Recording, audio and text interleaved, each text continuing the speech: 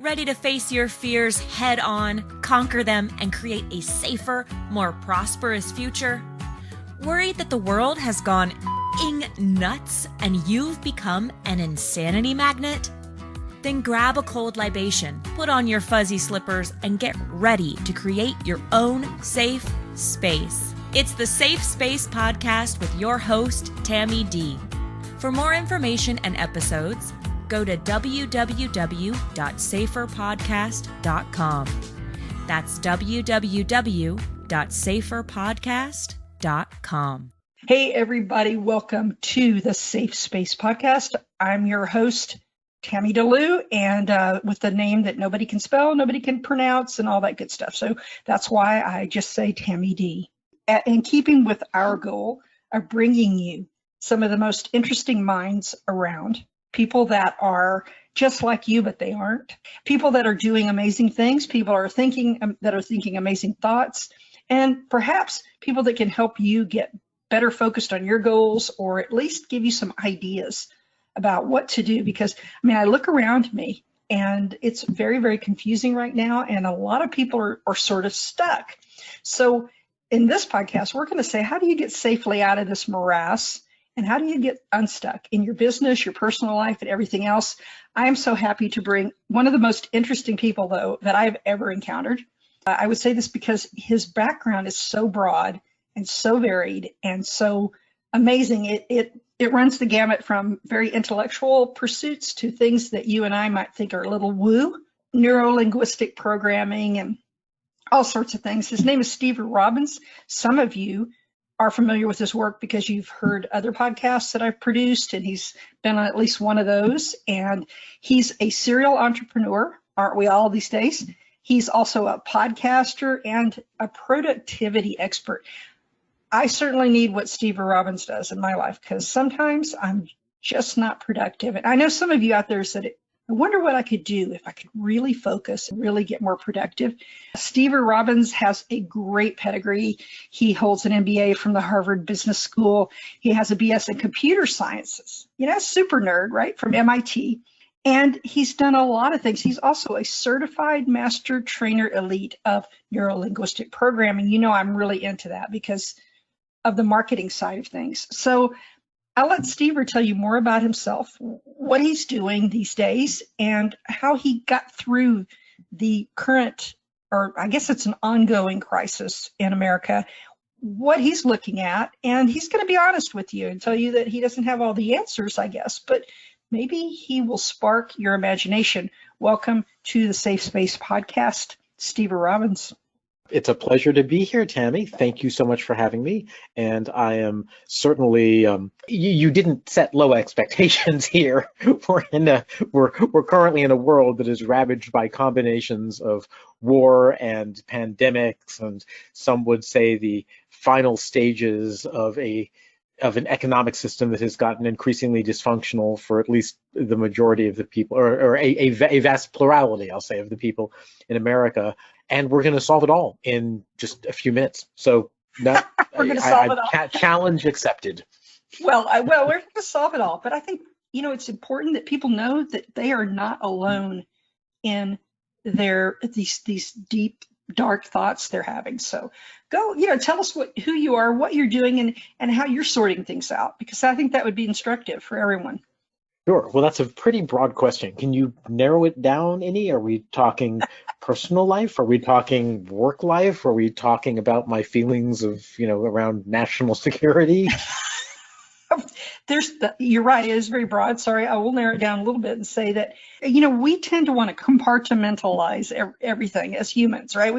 Everything should be in a neat little box. But I think we are so integrated as human beings that any one of those things really affects the other things. So as far as I think mindset would be a good place to start. Like, how have you pivoted, and how have you, reevaluated your mindset and looked at maybe things that weren't working for you, or that were working for you before the pandemic, they're not now? And how does a person start there with how do you get yourself in a frame of mind to want to make changes you need to make? Sure. Well, what's working, what isn't working is a really complicated question, because I'm not even sure we know what it means for something to be working anymore.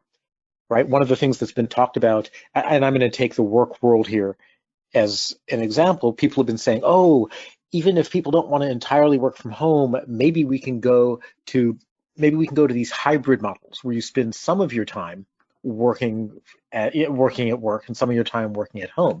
And I was just reading an article this morning which was saying this was on LinkedIn. I have no idea if this was a statistically validated thing or if this is just apocryphal and is random stories, but what they're saying is a lot of people are now doing this hybrid model. They're going into work and they're discovering they're the only one there. And they're thinking, I just wasted 2 hours driving into work and driving back, and there's no one here. Why the heck am I doing this at all? So I don't even know when we say, what's normal, what isn't normal, how should we deal with the situation? We don't even know what the situation is or is going to be. We're in a state of incredible flux right now. And it's not just a state of flux in terms of the pandemic and in terms of what that implies about our ability to go to work or work from home or whatever. It's a state of flux that I believe extends all the way to our political system and our economy. We have seen unbelievable, we came into the pandemic with already historically unprecedented levels of income and wealth inequality. I mean, we're living in an age that the Gilded Age could only look at with envy because we are that much more gilded than the Gilded Age. And yet, over the course of the pandemic, a tremendous number of people have pitched further downward. And the very, very, very top of the very top have made, I think I was reading something that like the top 26 people in the world made $1.6 trillion. That's with a TR over the course of the pandemic. And I don't know about you, but I don't know where that's going to head. I mean, that doesn't sound to me like a stable system where things are going to even out nicely.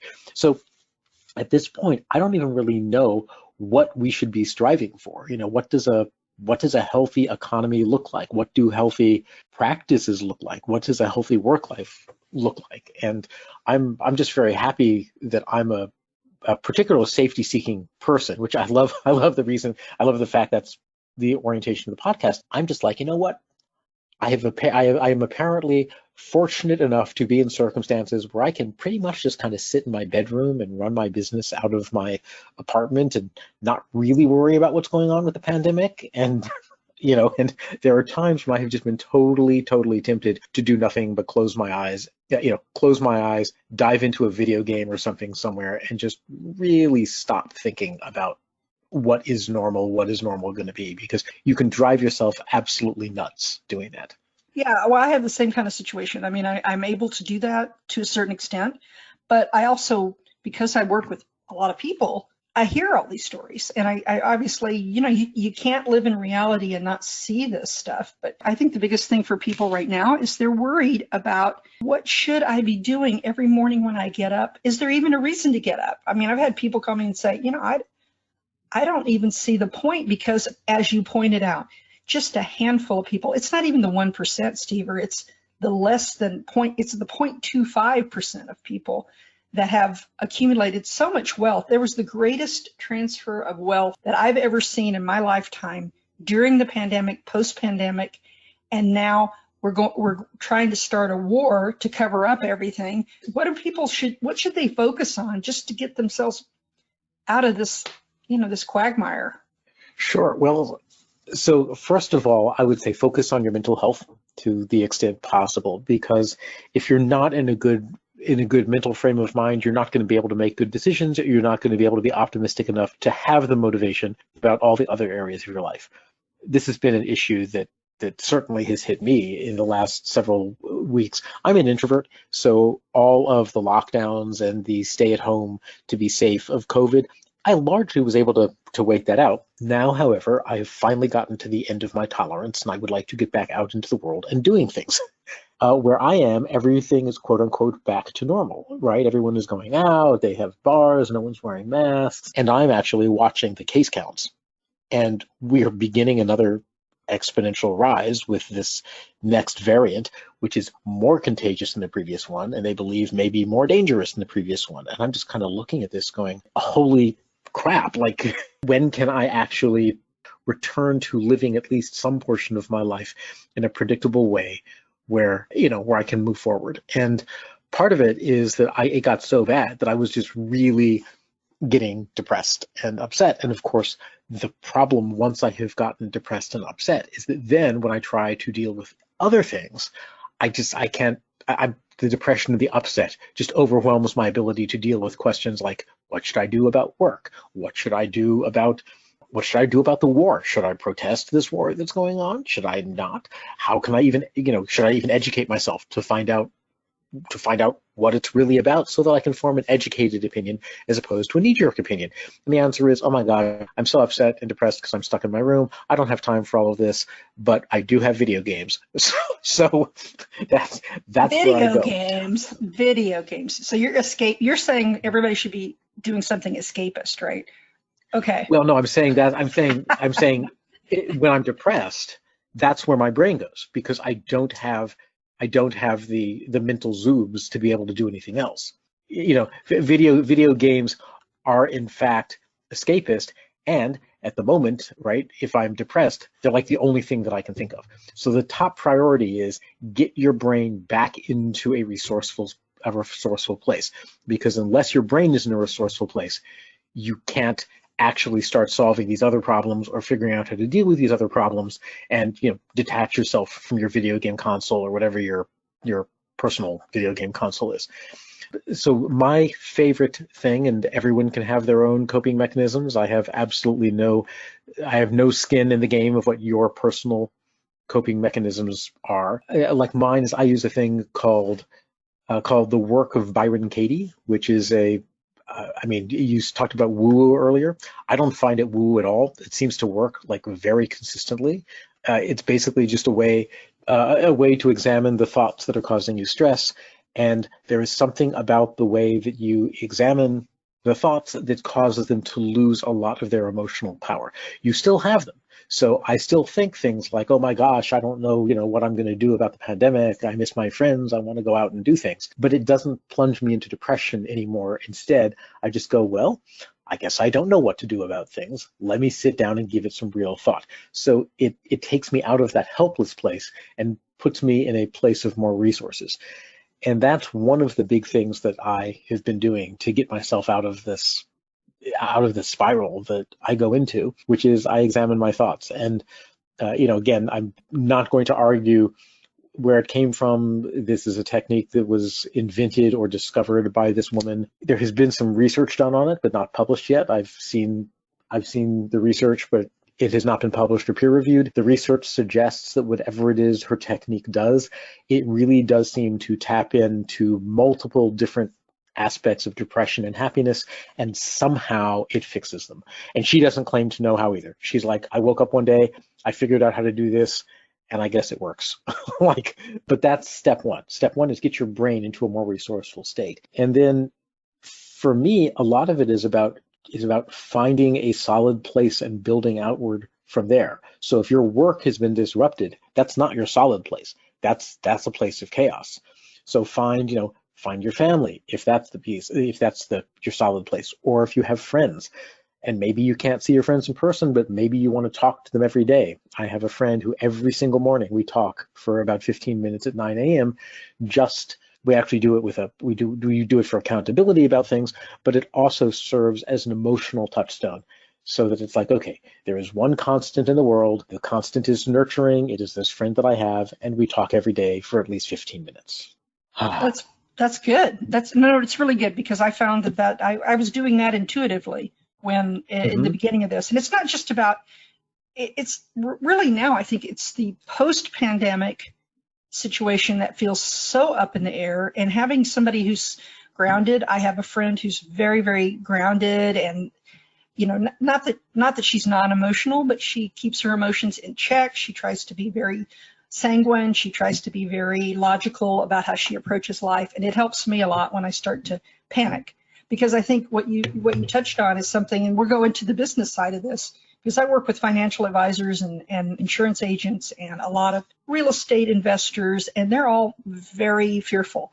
And I think fear is like the worst place, in my opinion, to make a decision from. It's just decisions made out of fear usually, for me at least, don't turn out well. I don't know how you feel about that, but as a business person, is that true for you as well? Well, some of it is yes and no. I mean, if there are some decisions you can make out of fear that potentially will turn out well, like things like getting insurance and stuff like that. But it really does get back to what I was saying before. Decisions made out of fear are almost certainly not going to be great. What fear does is it mobilizes you to act now. Like that's the thing fear does. When we have a fear response, we do the fight, flight, or freeze. When you're talking about a fear response that comes with work, it's not clear exactly what fighting means. I mean, if you're already doing the best that you can and things aren't working out or things are too uncertain, there's not really any way you can directly fight that. But you have flight or freeze. And decisions made out of freeze, it's basically, okay, I'm just going to hunker down and play my video games. And maybe something will change around me. Not the smartest thing, because you want to have you want to at least be looking out for what the trends are, what's going on in your industry, in your market, with your customers, with your own expenses. Are there things you can cut? How can you stretch out whatever you have as long as possible until you regain your equilibrium?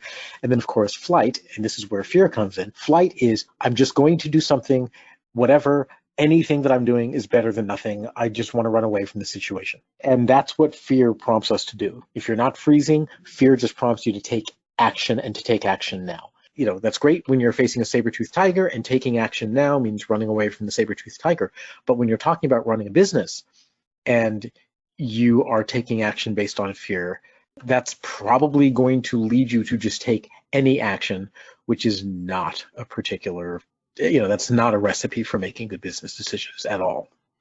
Yes, and I've done that on many occasions myself, just knee-jerk reaction to everything that's going around me. But you and I talked before, and you'd said that you were in this place too. A lot of people are in this situation of they're trying to reinvent, they're trying to upscale, downscale, they're trying to find some ray of light in the business world right now, with so many businesses closing and so many people changing jobs or not working at all. How are you evaluating? I mean, what are you looking at doing now? I mean, what's your dream job, Stever? I was asking that. What is your dream job? If you could just write it down and I could give it to you. My dream job? Gosh, I don't know that I have a dream job. My dream job, actually, I mean, my real dream job is probably like something on the order of college professor, like business school professor, or maybe communications, or maybe some aspect of technology. I like teaching, and I like working with people who really want to learn the thing that I want to teach, and really, just kind of helping them understand, develop capability, and then apply the things that they've learned. And this is maybe where I actually am a little bit different from just a college professor. Apply what they've learned to get results in their life. Because I divide learning into two broad categories. There's learning for fun, and then there's learning that you're actually going to apply in the world that's going to make a difference to you. And I am highly motivated to help doing the latter kind of learning. That's the kind of learning that I most like, is applied stuff. So that's it would be like my the dream Stever job. Robbins masterclass, right? You'd be doing your own. I think that's what you should do. Is do your own, the Stever Robbins University. Your own thing. Yeah, because so as somebody who knows me from the outside, what would you have me teach? Because this is a thing that I'm literally, as of like today, this is a thing that I have my own career coach, and we've been talking about, because I'm looking for the thing that's in the intersection of things the market wants and will pay for, and things that I can do and that I'm good at and that I enjoy. And it turns out that there's a lot of things that I really enjoy, which the market ain't that interested in paying for, at least not enough for me to make a good living. Well, no, I think, I've gone through and I've listened to a lot of your podcasts, and I encourage anyone listening to this podcast to go out and look for some of Stever Robbins' interviews. You had some fascinating articles, and I forgot where I saw those, but I'll let you at the end of the podcast tell where people can find your material, because you had some interesting articles on a variety of things. So you are a Renaissance man, and for that reason, you could probably do what you wanted to. But I think getting people doing a combination of self-work, the inner work that we all need to do if we're going to be successful, and motivating, maybe leading people to, it's like a business coach, but I think it would be a business coach on steroids in your case. I mean, I think that I would be teaching people to be flexible-minded and to find opportunities to do some efficiencies. I mean, I think you're very good at the productivity end of it.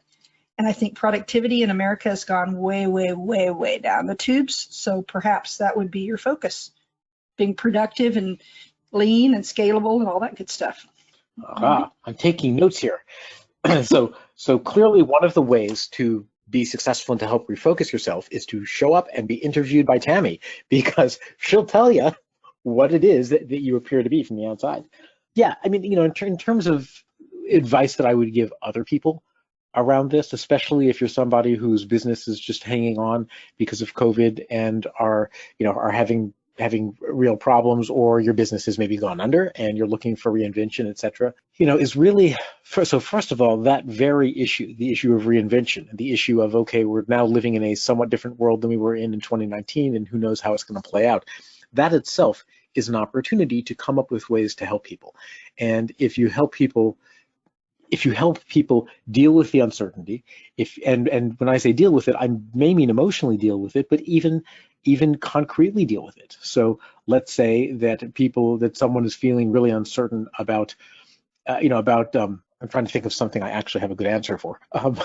Let's say somebody's feeling really uncertain about what skills they have or about what they can do to get back into the job market. If they've been self-employed for a while and now that they want to get an actual job, one thing that might be an interesting offering would be to have a class or a master class where you lead people through really dissecting the jobs they've done in the past, figuring out which skills are transferable and how to package those skills in such a way that they would be desired either by an employer if you're going to go work for someone else, or by your marketplace if you're going to hang out a consulting shingle or do something different than you did before, but that is still going to involve you marketing yourself.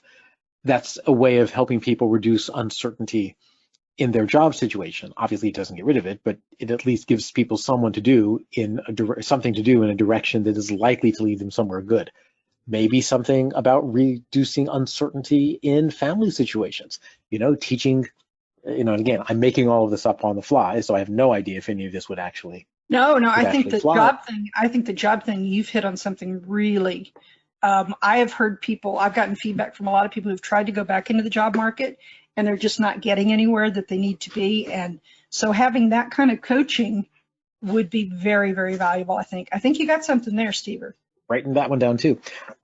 So one of the other things is, because remember, what we're talking about is finding a solid place to stay that you can expand out from there. Well, if the solid place isn't your business, if the thing that you would want to do is help people with a different area of their life, I could imagine taking family and saying, okay, in a world where people under the age of 30 aren't likely to ever be able to afford their own home, because at least in America, the numbers literally just don't add up. You can't, at least for college educated people, then maybe what you want to do is say, okay, how can I help people find safe and secure living opportunities that will nurture them as they go forward?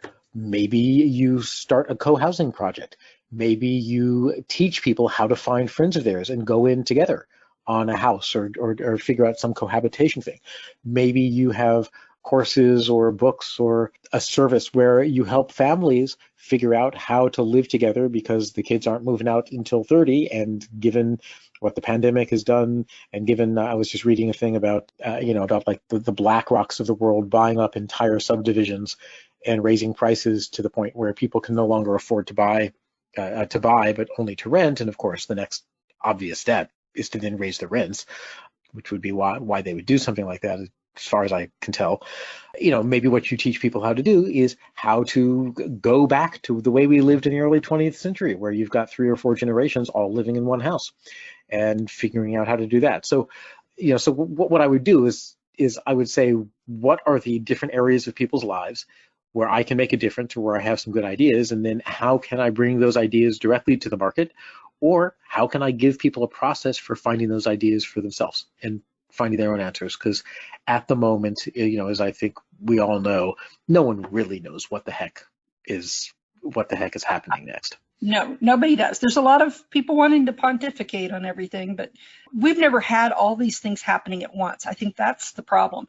There's a sense of overwhelm because We've had at various times in our history, and I'm a big history buff, that's my thing. At various times in our history, we've had these elements happen, like the high inflation. We've had wars, we've had all this other stuff, but never everything. It's like somebody just took the cosmic junk drawer and just dumped it on top of us. And I think that's where, Yeah. you know what I mean? It's like, okay, let's just throw everything at these humans and see what they can come up with, says the universe, right? Have you read, do you know Ray Dalio, the hedge fund manager? Absolutely. I love Ray Dalio's, the way he explains things. It's just brilliant. So I have not read his multi-100-page tomes, but I did watch his 45-minute YouTube video on principles for dealing with a new world order, where he explains historical cycles and how civilizations rise and fall, and in particular how the world order changes. And the way he defines the world order, it's essentially the ranking of countries or of civilizations in the world according to how much power and influence they have. And we are currently on the downslope of the American dominated world, and he believes the upslope of the Chinese dominated. It's an interesting and fascinating thing to watch, because what he looks at are large historical forces that are much more than any one short-term thing. And the things that we've been talking about are all things that have a time span of either the last few years or maybe the last few decades. And he looks at time frames that are on the order of centuries. His analysis is really interesting, and he identifies at least a lot of economic things that happen when the world order is about to shake itself up. And some of the things that happen, one of them is tremendous and growing income inequality, which we're seeing. Another one is absolute skyrocketing asset prices, which, if you think of homes and real estate as assets, I mean, they sure as heck are. You also have increasing social unrest, in particular between the haves and the have-nots, but also other types of social unrest. I mean, he kind of goes through all of this. Now, I don't know if he customized the presentation to fit what's currently happening in America or not, but it's really worth watching, because it also lays out that some of the things that we're seeing, as you said, we've never seen all of these before, because all before in our lives, we've always been on the upswing of America as a country and as a civilization, and we may no longer be on that upswing. And there are things that can be done to slow it, but a lot of those things are really unpopular. You know, things like taxing the very, very rich. The problem with things like that is you actually have to tax them enough that it lifts up everyone else significantly. If you're going to reverse income inequality, you can't reverse it to 2019 levels. You have to reverse it back to 1980s or 1970s levels at least. And I just don't see that happening. I can't even begin to imagine what rich person would be okay with that. No, not the uber rich anyway. I think they're pretty much calling the shots on that, and there's really no chance, in my opinion. Maybe it's just cynicism on my part, but I think they own a lot of the politicians that could make that happen. And so it's not going to happen. It's not in their best interest. And ultimately, as human beings, we all act in our own best interest at the very end. I mean, we can be altruistic to a point. We can care about other people, but we're pretty much, back like our cave people ancestors when it comes to self-interest. So yeah, and what's interesting too is I think, I'm going to get super philosophical here, but I think that the invention of money is both one of the most powerful things to happen to the human race and also one of the most destructive, because I saw this wonderful meme, and I'm not usually someone who looks for great wisdom in memes. I think of memes as tiny little funny things, but this one made an impression, and it had a picture of a monkey sitting on a pile of bananas. And it said, if we were observing a community of monkeys and one monkey hoarded 1 billion bananas for themselves and sat on this giant pile of 1 billion bananas while other monkeys out there were starving, we would study that one monkey to discover what was wrong with it and why it was so sick. And yet, when people do that, we put them on the cover of Forbes. And, I was just looking at that and I was thinking, we certainly there's a word that we throw around as a culture, and we throw this word around very cavalierly without actually thinking about what it means. And the word is earned. We say, people have the right to keep the money they've earned. And I'm like, we need to look a little harder at what that word earned means. Because if what earned means is I have money that I didn't have last year and I got it through any legal means whatsoever, I'm not sure that's a definition of earned that deserves to be rewarded by saying you automatically get to keep it. One of my personal favorite examples is, let's say that somebody steals, let's say that I steal your wallet, and I then sell that wallet to Sally for $100. Now, Sally, from her point of view, Sally has purchased a wallet for $100, fair and square. She has purchased a wallet for $100, not knowing that it was stolen. And from her point of view, she deserves that wallet. I'm using a purchase example as opposed to an earning example, but you can map it across. Well, we could say, but she doesn't actually deserve that because there was a person who that wallet was taken from. And that person, it was stolen from. And we don't have good ways of dealing with those kinds of situations. So if somebody figures out a legal way to expropriate somebody else's property or to put somebody else in a position where, where that person makes unreasonable sacrifices or gives up things that they shouldn't have to give up because of the situation that they're in, we just say, oh, well, the person who was the wrongdoer there earned the money. And I think we need to really look at what amounts of money can be considered earned and what can't, right? Assuming a $60,000 median standard of living for an American family of four, which I believe is the number. I think it's about 60,000. Okay, so Elon Musk has $300 billion. That is equivalent to 5 billion families of four, or 5 billion family of 4 years. If we divide that by, say, let's say by 100, what that's saying is that could support 50 million families of four for a century. Now, whoa, that is, yeah. My brain just kind of exploded there. Sorry. Now, I understand that, what people say is, oh, well, that's the money he just got because his stock appreciated, but I'm like, I don't care how he got the money. My point is he has that money, and the story that we tell is that he earned it in some way, and maybe the way he earned it was just by buying the right stock, or in this case by having stock in the companies that he started, that the market valued. Doesn't matter.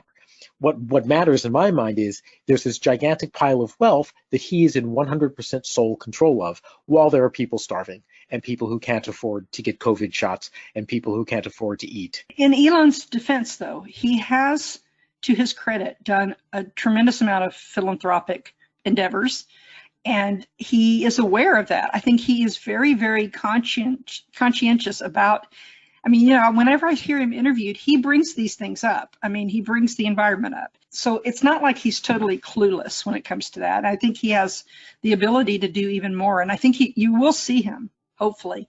He's starting to turn around, and maybe it was all that time with Grimes or whatever, but he turned around and is thinking a lot. He's changing, and that's what we all want, right? But agree. I don't actually mean to pick on him individually or his policies. What I'm picking on is what we're not questioning is we're not deeply questioning the system that allocates wealth so incredibly disproportionately. Yeah. What we're saying is, oh, he earned it, and because we're using this verb earned, therefore we're not going to look any further.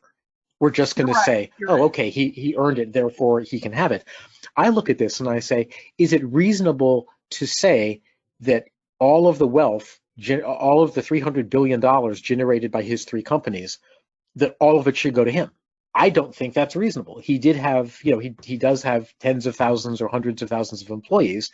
I would suggest that some of the money should go to them.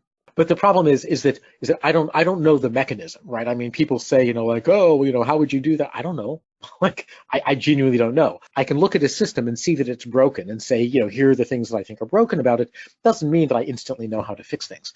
But I will say, one thing, I have no problem with saying that American companies have certain mandatory stock structures, and that the people who work for it have to be equity holders in some fashion, or saying people don't get to own permanent equity. All they get is profit sharing.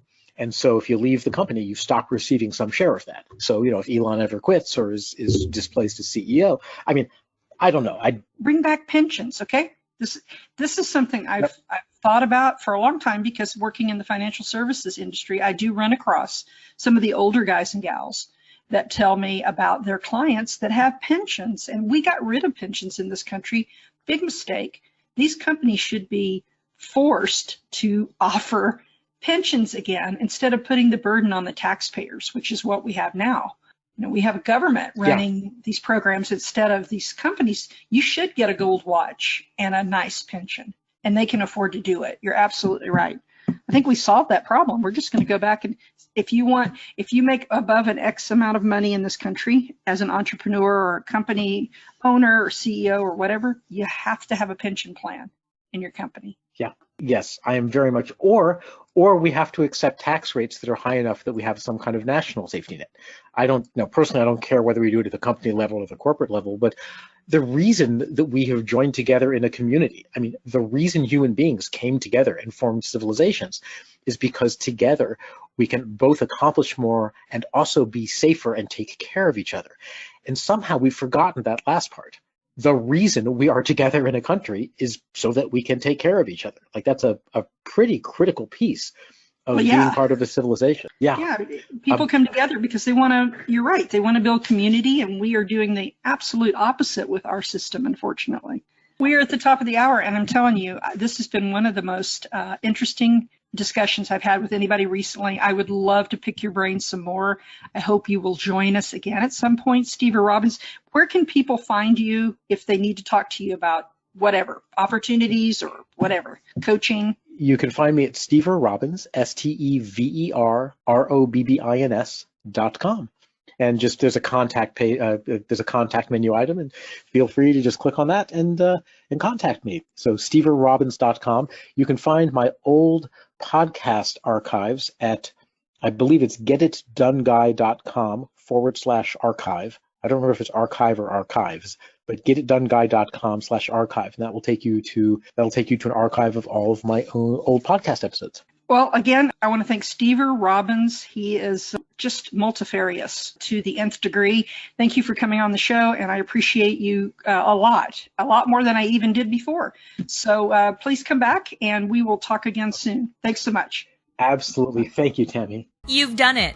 You've faced the fear and triumphed. Thanks for listening to the Safe Space Podcast with Tammy D. For episode information or to suggest a guest or topic, go to saferpodcast.com.